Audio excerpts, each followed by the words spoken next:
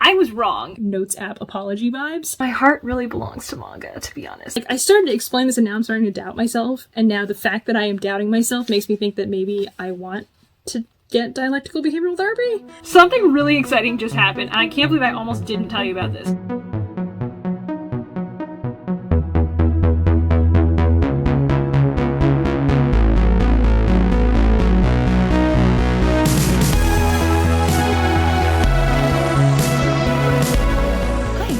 This is Lemmy in the Library, and it's the beginning of yet another vlog. Today we are vlogging for the Upside Down readathon, which is happening for this week, and unfortunately, this vlog is getting a bit of a late start compared to what time of the week it is. So it's currently Wednesday. I believe this readathon began on Monday, so my bad. But let me talk a little bit about what the Upside Down readathon is. This is a readathon with, I think, 5 prompts, 4 of which I will be trying to fulfill over the course of this vlog, and this is a Stranger Things themed readathon, which seems very fun. I've been told that Stranger Things is a fantastic show that I would love so much.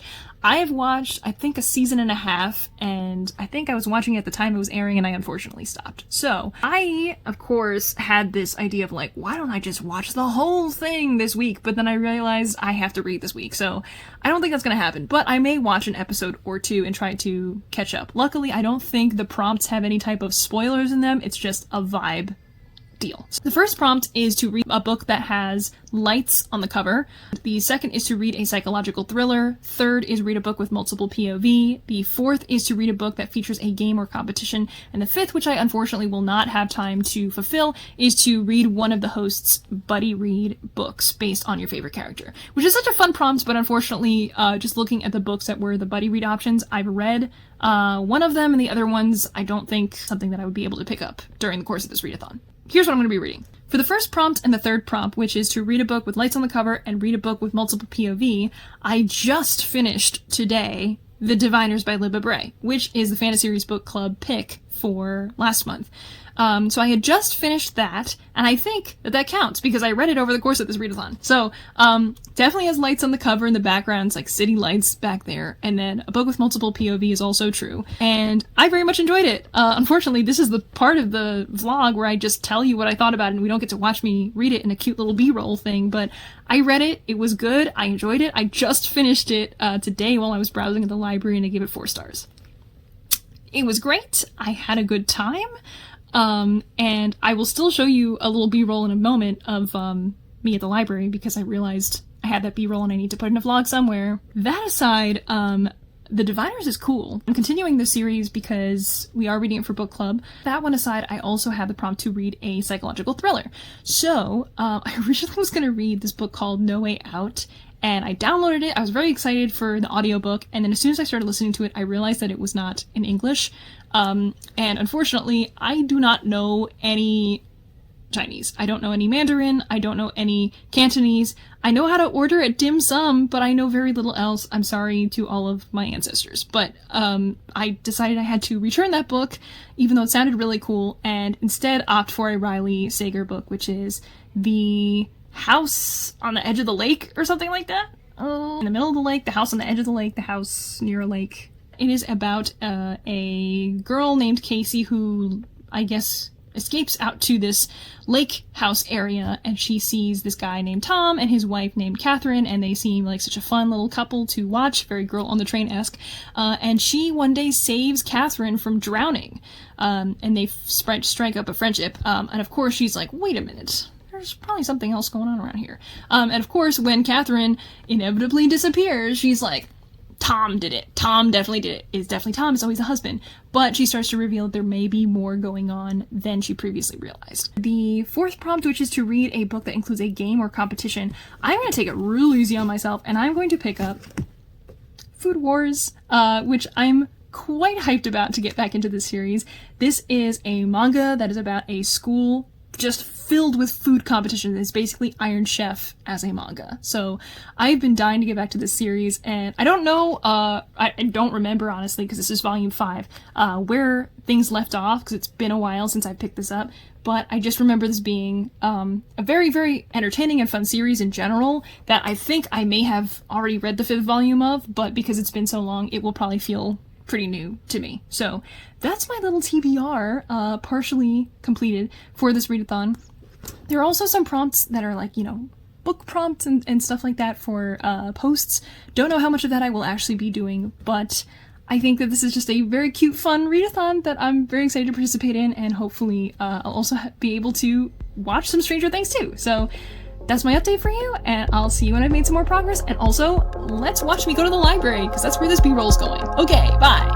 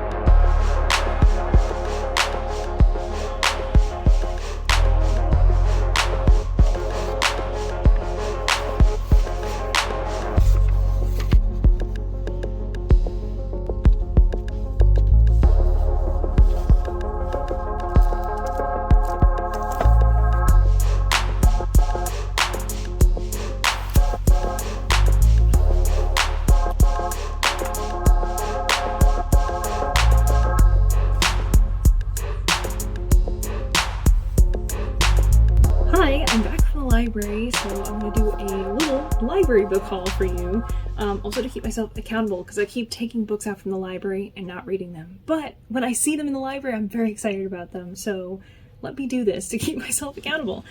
First off, I grabbed volumes 5 through 7 of Food Wars, which I've been putting off the continuation of my read of this series, but it is very fun, and I was talking about it with a friend recently and convincing him to read it, and I was like, I can't believe I haven't continued with the series in a while, so let me pick it back up again.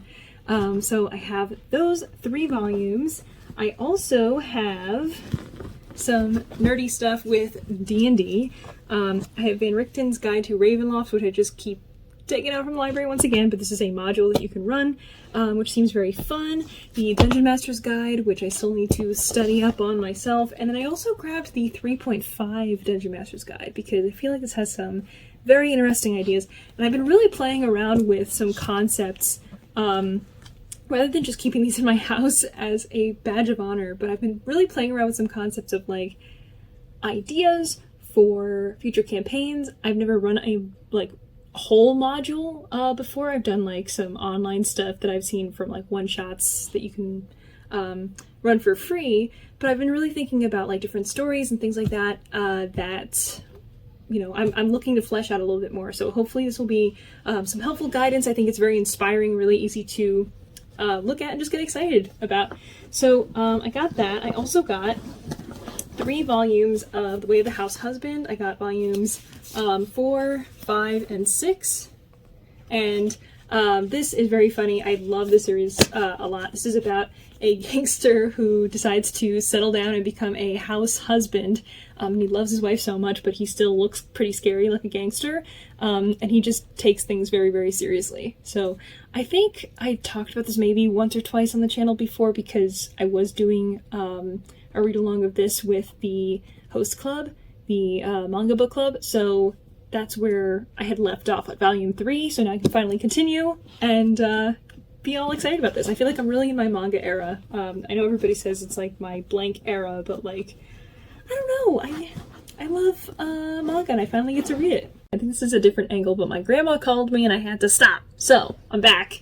Let's talk about some more things that I hauled. So I also got, no one is talking about this because I already read this, but I read it quite a while ago, and I'm reading it for a secret vlog that, of course, has been in the works for forever. Some people know what I'm talking about. And I just don't feel like it would be right for me to do the secret vlog not having it fresh in my mind. Even though this is something that's been stretched out for a very long span of time, I want to reread it. And I feel like also this is one that I had read by audio that I think benefits better from having, at least as a guide, the physical copy, because I understand that there are some things here that are written in a very specific way. For instance, I mean, like, it seems like it's just something in bold to be dramatic, or something like this. But I mean, I think that this sort of prose and poetry sort of lends itself to the page in a very different way than you can perceive it by audio. How to Live Safely in a Science Fiction Universe, which has been on my list for a while, but I also figured I would pick it up in case my dad was interested in it. But I think this one is about people who time travel, like, all the time, to the degree it's really getting out of hand. And they're like, honestly, people really shouldn't be time traveling all the time. But the main character is a time travel technician. He's a part-time counselor, part counselor, part gadget repairman. And he saves people from themselves.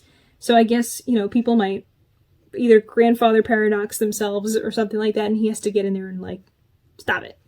The Memory Librarian.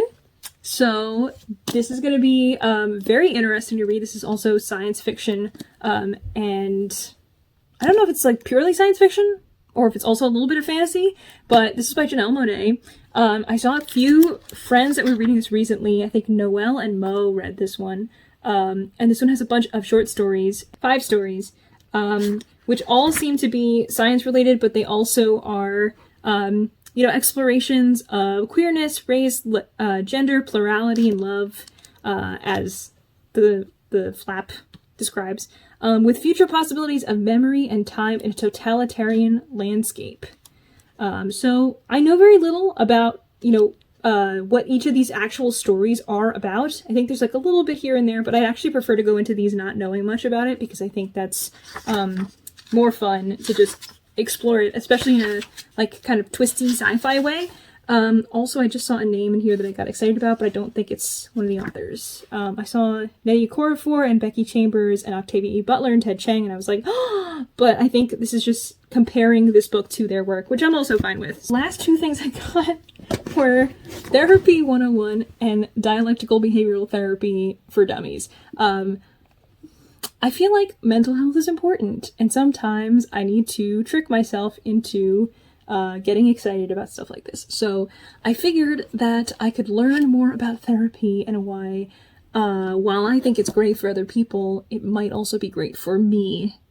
Maybe. We'll see. So I had flipped to a random page in the library, and I saw something about thesis and antithesis, which apparently is a pillar of dialectical behavioral therapy. The concept is, like, there's a thesis, which is, what you might think about the world, and then the antithesis is the opposite of that. And so dialectical behavioral therapy aims to take the thesis and the antithesis and put them together. So, like, I started to explain this, and now I'm starting to doubt myself, and now the fact that I am doubting myself makes me think that maybe I want to get dialectical behavioral therapy. Wow, spoilers for therapy. Okay, the thesis was, because I make a lot of mistakes, I can't do anything right, I am worthless, and so I shouldn't be alive. So it's a big, like, snowball type of effect. The antithesis is, making mistakes is not a big deal, everyone makes mistakes, I shouldn't really care about making mistakes. Now, I will say, I am more of the antithesis route, to be honest, where it's like, something bad happens, and then you have to take responsibility for it, and then you have the, like, 2 route path of either, like, you take a lot of responsibility for it and you feel really bad about it forever, or you take responsibility for it but you just shirk off the consequences of that, where you're like, if it still hurts somebody, I care, but in terms of me making mistakes that disappoint myself, I can just be like, that's not a big deal. But basically they recommend the dialectical synthesis, which is taking the thesis and the antithesis and putting it together, which says, it's true that I make mistakes and also that others make mistakes. It is true that when I have such an experience, I think that I am worthless and that I should not be alive. And it is also true that everyone who is alive has made mistakes and they are not worthless. So by acknowledging that I make mistakes and committing to learn and improve on the situations that make me make mistakes, I become a more skilled person, and the mistakes that I have made do not diminish my value and worth as a person. Now, I will admit, while I was reading that, I really got big, like, YouTube apology or, like, Notes app apology vibes. I'm continuing to listen and learn and committing to learning and improving. Yeah, but at the same time, outside of, like, that pocket, I think, like, that's the behavior that usually I will gravitate more towards, like those lessons. So when I learn that stuff and I'm excited about, figuring something out that's like a really big moment in life where I'm like, wait a minute, mistakes happen, and if I think I'm a bad person, well, what about every other person who's ever made a mistake? Do they all think that they're bad people? Well, I don't think that they're bad people. So people probably don't think I'm a bad person just because I've made mistakes. And maybe that's something that I can rely on. And maybe I can think similarly about myself because I'm also just a person. And it's a very, like, good, positive existentialist way of thinking. And that's usually the way that I like to think. And I don't want to paint this with broad strokes, but if that's similar to DBT, that might work for me. But we'll see, according to this book and this book. So, I guess we're going to find out a lot about me. I don't think I'm going to be, like, necessarily vlogging my revelations with DBT and therapy and stuff, but I think it would be worthwhile to look into stuff like this. Especially after having read I'm Glad My Mom Died, the memoir by Jeanette McCurdy. I've been like, maybe therapy is a good idea. A friend of mine that I met up with last month who is begging me to go get therapy. And not because I'm exhibiting dangerous behaviors. It's just like, you know, when you talk about stuff and then you're like, is that not normal when you experience this, and that other thing? And then you just cope without even thinking about the fact that you're coping.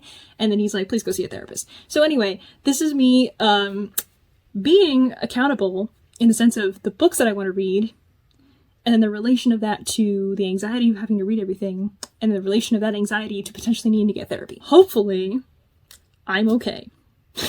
I am okay. I'm totally okay. But hopefully, I continue to be okay. That phone is ringing, which means it's time to end this little part of the vlog clip. So, peace.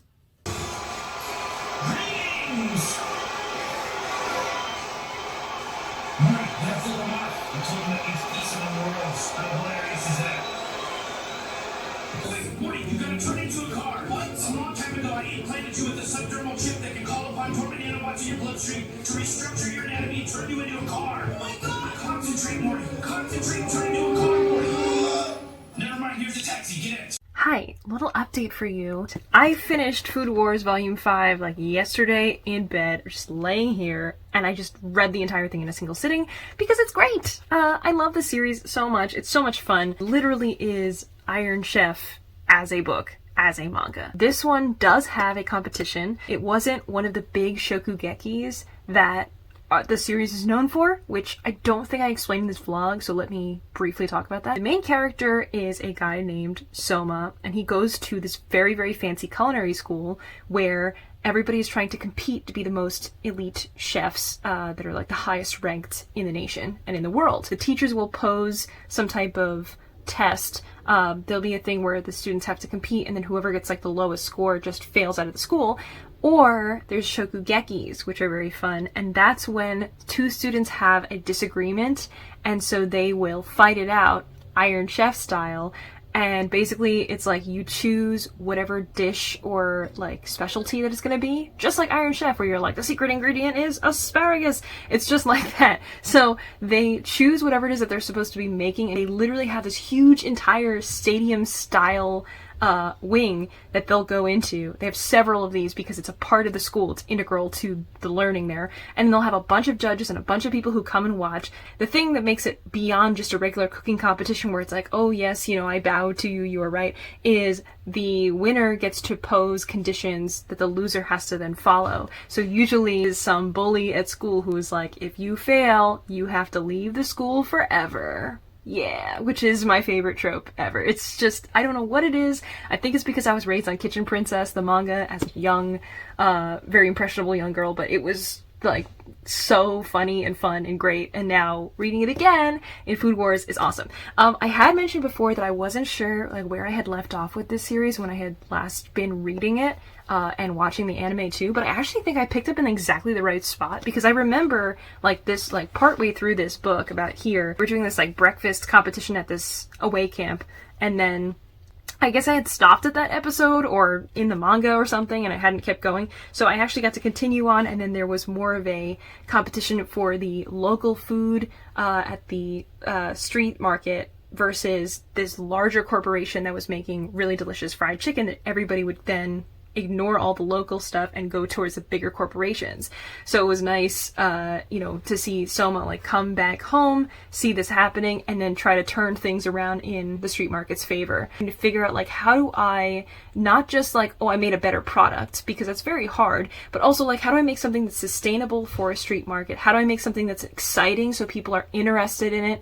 And it's like, marketing wise, like good packaging, good advertising, that people are aware this is happening. And then also, how do I utilize the market of the people who are the commuters coming to the train are going to hit that mall first, and then there's like the students that come from school, and then they're going to kind of hit the street market first, but they're so close that they can easily converge those two crowds, so who's really going to win out? So I always find that stuff really exciting and really fun, and it was a very good little competition. It left on like slightly bit of a cliffhanger, but the good news is I have volumes 6 and 7 from the library, so I can continue with my series. Okay, my mom just came in and delivered a little dim sum leftovers from the other day, so I am going to eat this, but quick update was just, outside of the scope of the readathon, I also have been reading Spy Family, like everybody else, and I finished Volume 2 and Volume 3 yesterday. Volume 2 is downstairs. So I finished this, and now I'm already like, I just want to keep going. I want more. So I'm definitely like really getting into my manga to the degree of like, can I even get to the house across the lake? I don't even know. Like, I mean, I'll try to get to it. I'll listen to it while I'm doing other stuff, I guess. But my heart really belongs to manga, to be honest. Like, this is... I'm having such a good time. I think I have to check, but I feel like the readathon's about to end. And I only started this vlog yesterday, so I'm a little concerned. I'm also kicking myself because I could have gotten some B-roll of playing D&D because Stranger Things, and I just totally forgot that I was doing this readathon and vlogging for it. So I'm a fool. I have to go to work now, but I'm gonna eat them dim sum, and maybe I'll be able to like pick up another volume or 2 of manga while I'm like in between calls or something today, so we'll see. But yeah, I guess that's my update for you. Hopefully this vlog is not just me being like, I love manga and I have nothing else to say, but who knows? We'll see. Okay, bye.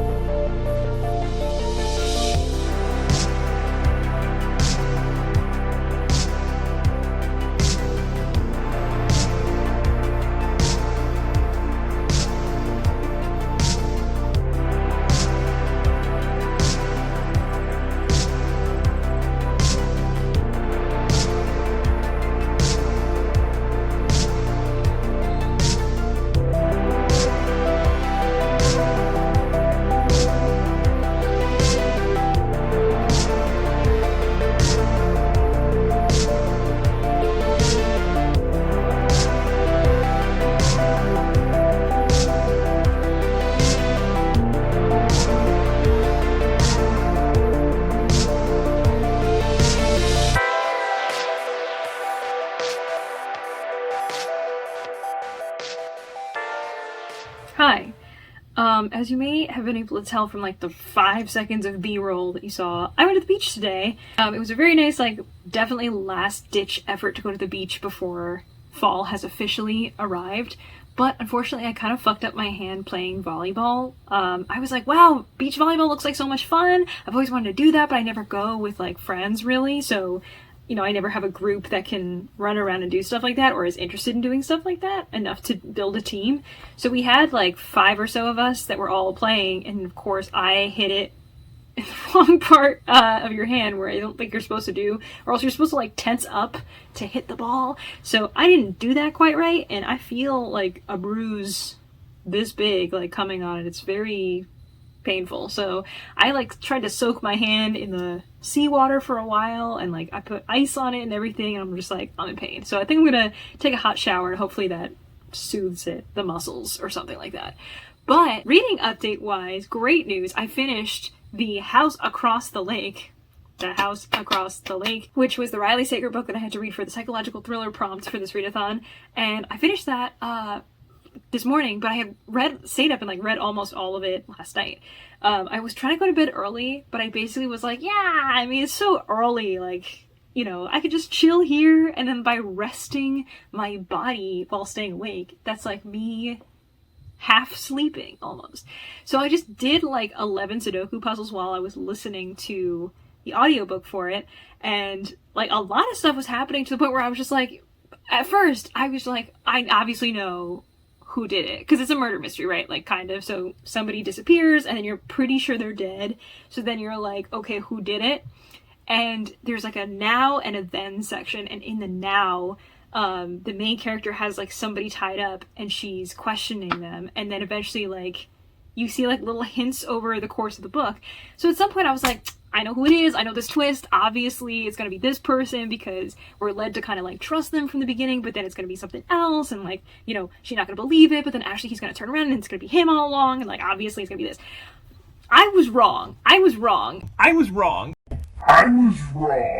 really thought that I saw this coming, and this is my first Riley Sager book, so I don't know if this is indicative of the rest of his writing or his plot twists or whatever, but I feel like people say like Riley writes pretty good plot twists and everything, so I was impressed enough. Like, I've read a good amount of thrillers and domestic thrillers that I always feel like I can guess who it is, like, the second right before they announce it, when they're like, and the killer was, and if you paused it, I would have been able to, like, tell you who it is. And in this case, I was dead wrong, and my, like, jaw literally dropped on the ground when they said who did it, and, like, the whole events of what was going on.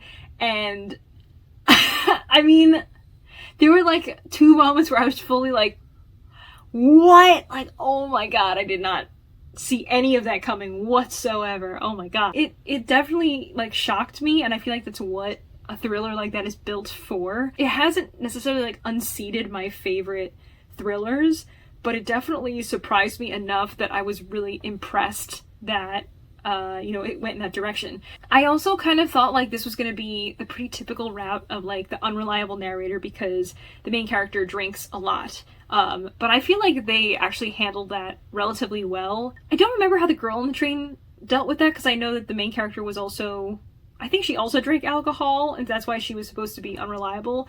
But it was definitely like a part of her character arc to be very reliant on alcohol, so it wasn't just a vice for the sake of being like, you know, let's fill this trope. She also like was like craving drinks and then like, you know, stepping away from it, and then still feeling like, you know, I can't just like quit for the sake of some investigation. Like, that's not how alcoholism works. That felt true to it, and I think like those ties to logic are important for me to stay immersed in the story, so I appreciated that for sure.